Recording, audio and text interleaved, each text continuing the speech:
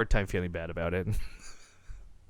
So let's keep this party train running. This show match is still going up and up in dollars. We're not even done yet. 351. Mere 1989 dethrones Bobble Convolute for that top donator spot, by the way. And he says, rock on, Base Trade TV.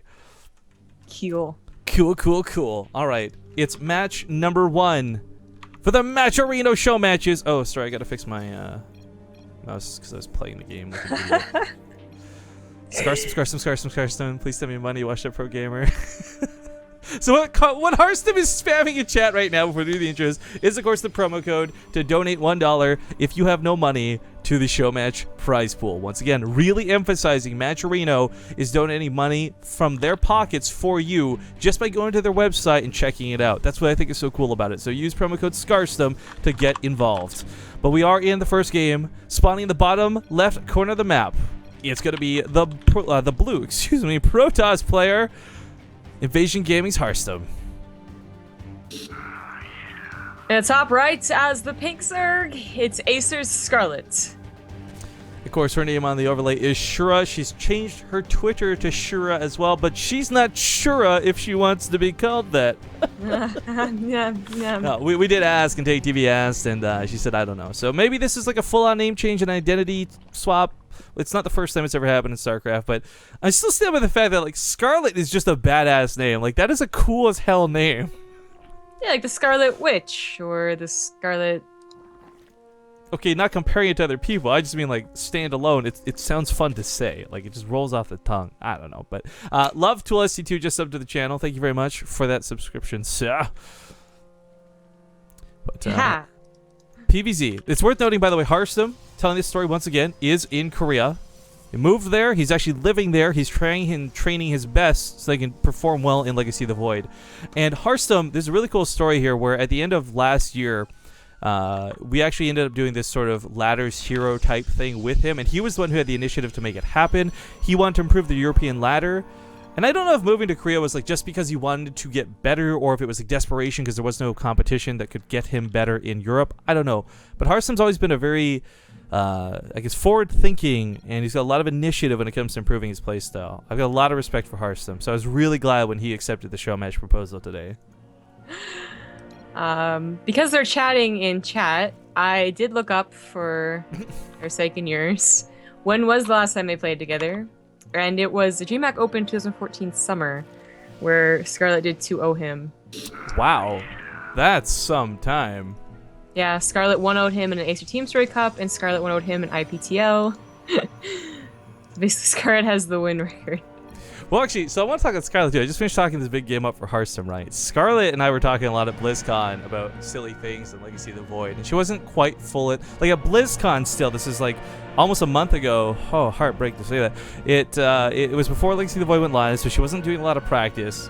But we were talking a lot about her silly builds she did in the past. Like there was this, and I'm not kidding. If you guys never saw this, there's a Queen Infestor build she beat a couple Koreans with on stream. And Queen Infestor versus Protoss apparently is, and I'm talking mass queen, like we're talking 20 plus queens, guys.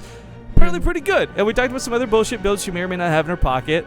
I don't want to give anything away just in case we see something really cool. It's a show match after all, but at the end of the day, standard Zerg play is looking really good, and you don't necessarily need to play weird. Like Protoss is having a hard enough time with the matchup.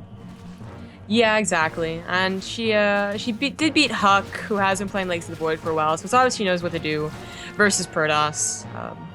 BlizzCon was only a couple of weeks ago, and as you said, she didn't seem to be practicing that much, but she seems to understand, and she is Grandmaster, so she's doing pretty well.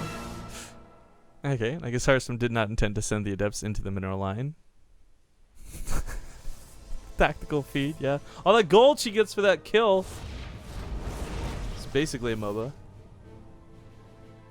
Is that a term used in MOBA? I don't know. No, I was meant like she's. Never mind. Okay. How do I cancel your bases in this game? Get a full surround. Get Ravagers. Get Lurkers. Get anything you want. Like, Jesus, go with the Ultras for all you want. Lions, Tigers, and Bears, oh my. Do what you like. Okay. Okay, so chat's asking us to define this, and I guess in fairness, we do use a lot of different names, so there's confusion. Scarlett as you know her, that's her pro gamer tag. Her real name in real life is Sasha, and as we've gotten to know her better over the last year, she's asked us to start calling her that, which I'm able to do in real life and seem to be able to split up and cast. Zombie Grub just calls her Sasha all the time, so if there is confusion, that's who she's referring to. And as far as Shura goes, honestly, we don't know if this is a permanent name change. We asked, and she said she doesn't know. So, personally, I'm just going with Scarlett for the broadcast. It's a show match after all. It's what we know her best as. It's freaking Scarlett. Yeah. I don't think I have much trouble when I actually cast her, but talking about her is... I don't know. I didn't ask her if she was going to be offended if I call her Scarlett when I was casting her, but then I would have told her to suck it up.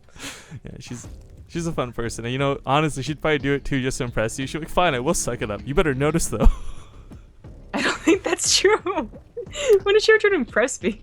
All the time? Are you kidding? Okay, hang on. We'll talk more about the real life comings and goings of Scarlett and Zombie Grub later. I just want to note that we're up to $385 now on the show match. $33 in the top donator spot from Eki. He says, I like apple juice. Oh. Good to know. I also like apple juice. Hell yeah. I could drink apple juice all day.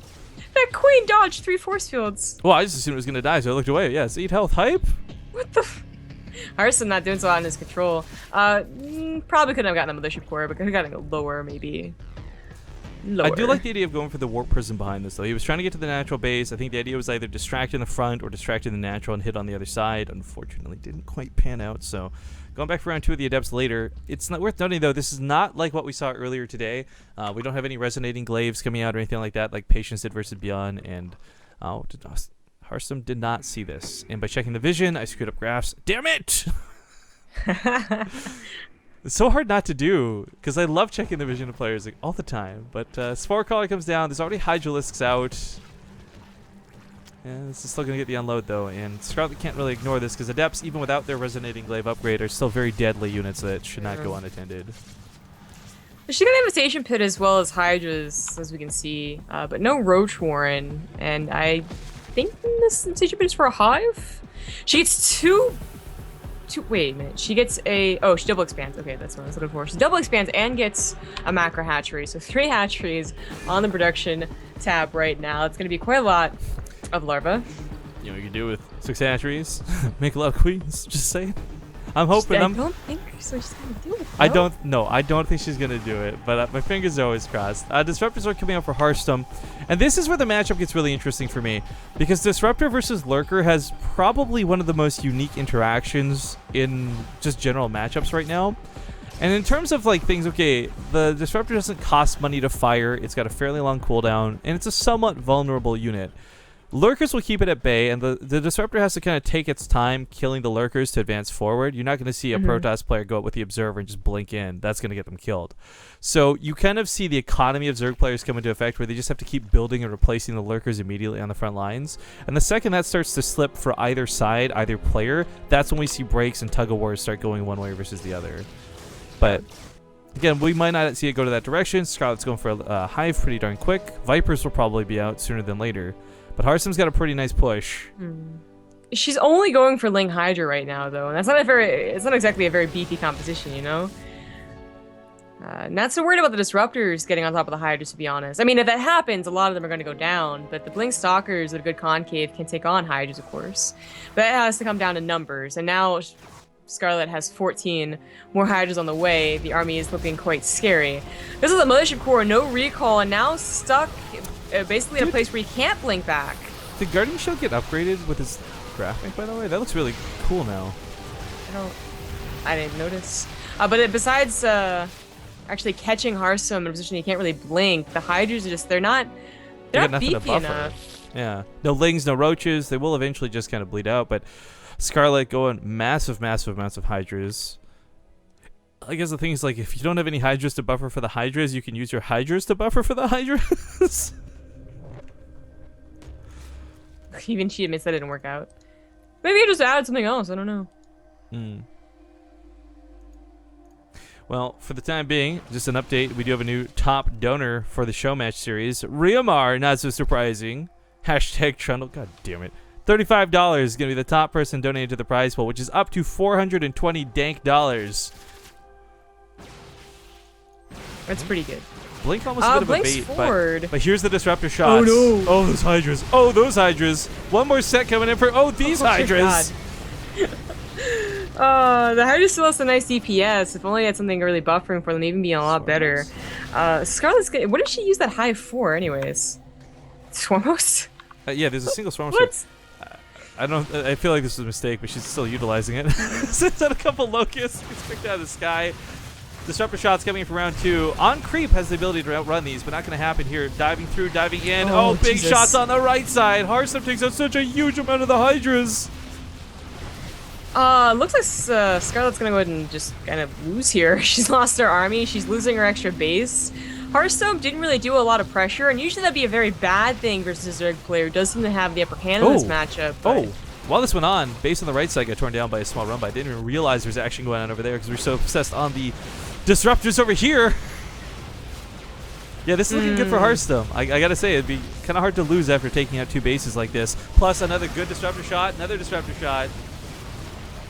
But, so, did she never get a lurker den? No. No, okay, so that's definitely a big part of the problem here. Yeah, she really didn't get very much. I mean, literally just Lings and Hydras, despite all the time in the world to get to 5 bases, like a macro hatchery too. She really could have gotten a lot more, I think, but decided to try this composition. Even you saw her say it didn't work out, so... Yeah. Oh well. I mean, when you sniped the Mothership Core, I really thought that was going to be the quick, okay, now we're ahead moment, but... Yeah, Harstem just kind of sauntering on in. Now, for Scarlett's sake, going back in that Lurker Den for a moment, that's really what keeps the Disruptors back. Because as powerful as Blink Stalkers are, at the end of the day, Lurkers just tear through them. Yeah, and you talked about it earlier, like, it does cause that little stalemate where, okay, maybe her right side base would have definitely gone down if there was something over there, but the left side would have taken a lot longer to go down, and, you know, if she was doing anything besides Hydras, she could have gotten to Ultras or Vipers by that point.